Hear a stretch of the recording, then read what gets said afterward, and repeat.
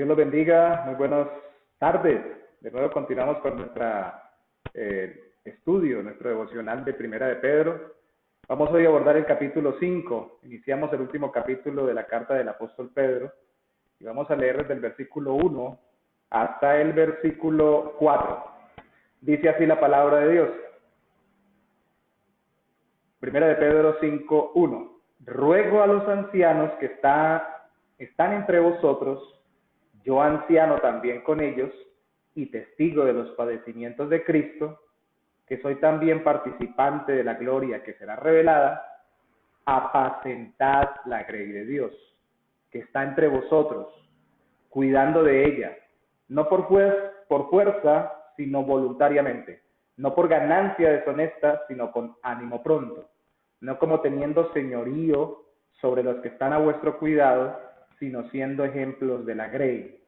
Y cuando aparezca el príncipe de los pastores, vosotros recibiréis la corona incorruptible de gloria. ¿Qué tipo de liderazgo debe tener la iglesia de Cristo? Hoy en día la palabra líder es la palabra más comúnmente usada. Entonces, los líderes, naturalmente hablando, eran los ancianos.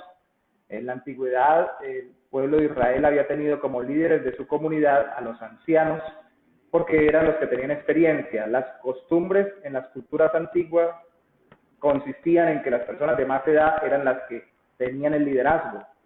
De tal forma de que la iglesia de Cristo, de acuerdo también a esa costumbre, adopta a las personas que sean de más experimentada vida con Cristo como líderes, pero con requisitos de testimonio que a veces superan el hecho de la misma edad. Es decir, no tenía que ser una persona que fuera un recién convertido, como le dice Pablo a Timoteo, un neófito, pero sí tenía que ser una persona que tal vez no tuviera tantos años, pero sí tuviera una vida con el Señor profunda, de tal forma de que su vida, como dice Primera de Timoteo 3 y Tito, la carta del apóstol Pablo a Tito, fuera irreprensible. Es decir, aunque no fuera perfecto, tuviera un gran testimonio de ser creyente.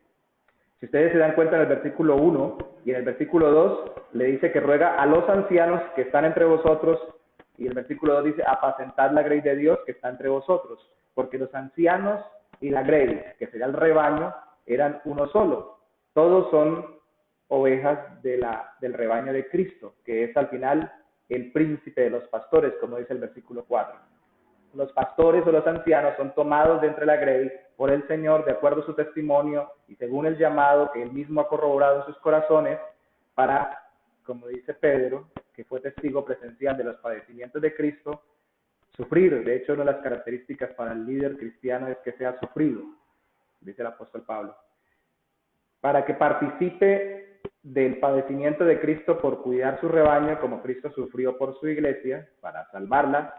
Los pastores o líderes hoy en día para continuar la obra de enseñanza en la salvación de Cristo, pero también para que al final, de acuerdo al versículo 1, participen en la gloria que será revelada. El versículo 4 dice que es la corona incorruptible de gloria, que en últimas es encontrarnos con nuestro Señor Jesucristo, el príncipe de los pastores. El ruego es apacentar el rebaño de la grey de Dios. Y le dice tres cosas a los pastores de las iglesias que es bueno recordarlas hoy. Quienes estén liderando las iglesias oficialmente constituidos como pastores o establecidos como ancianos o como obispos, que era la palabra que las tres palabras se usaban en el Nuevo Testamento, se usaron en el Nuevo Testamento para la misma persona, pastor, obispo, anciano, o a quienes lideren dentro de la iglesia bajo la dirección de estos pastores.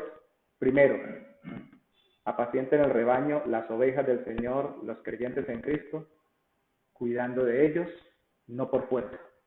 Es decir, no por obligación o no porque les toca, sino voluntariamente, con ganas, con deseos, con ánimo, con anhelo, con todo el empeño. No es fácil, pero haciéndolo porque realmente lo quieren hacer.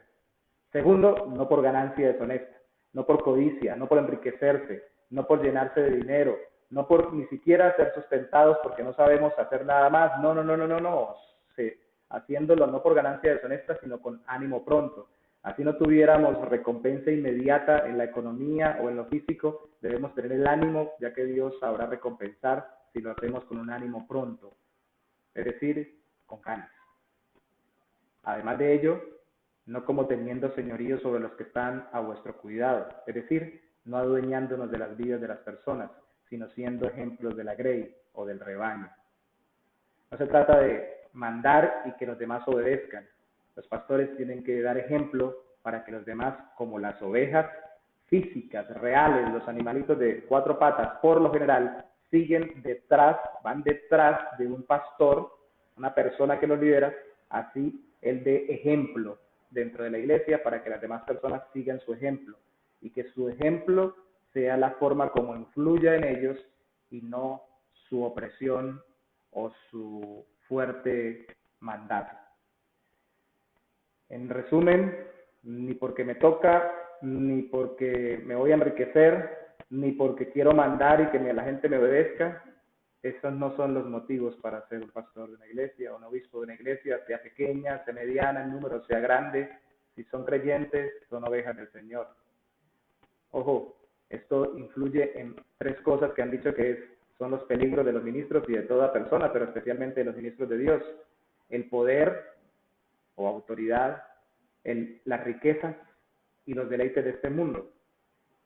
Si no lo hago voluntariamente, sino porque me toca, tal vez es porque piense que tengo que ser complacido en todas las cosas y que no debo sufrir en medio de mi labor. No debemos sufrir. Tal vez si lo hago por ganancias deshonestas porque estoy pensando más en las riquezas que en el Señor y en su rebaño.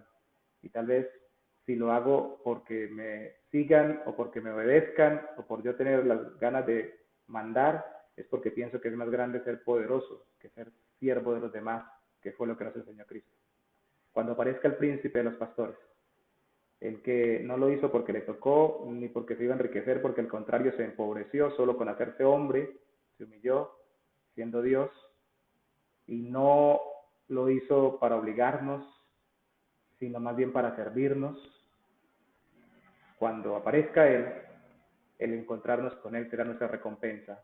Hermanos que son líderes en las iglesias, especialmente constituidos como pastores o ancianos de las congregaciones, Dios los bendiga en este tiempo que tenemos que utilizar estas redes y que no podemos estar con nuestros hermanos.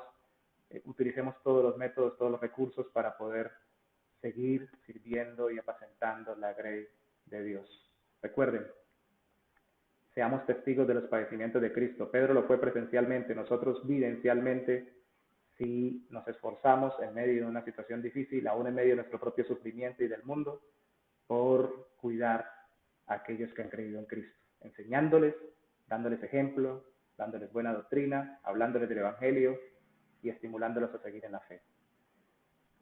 Señor, te damos gracias en esta tarde por permitirnos ser de bendición y ser bendecidos.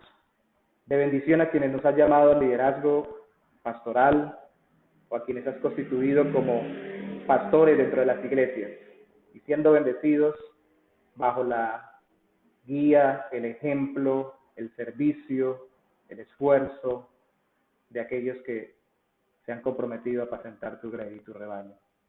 Señor, nuestra recompensa está en los cielos, tanto quienes han sido pastoreados como los que han sido constituidos como pastores, todos nos encontraremos contigo, que eres el príncipe de los pastores.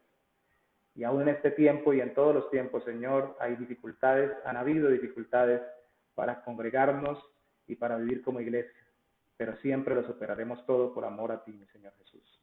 Te damos gracias en esta tarde preciosa, en el nombre de tu Hijo Jesucristo, Padre. Amén y amén. Dios me los bendiga.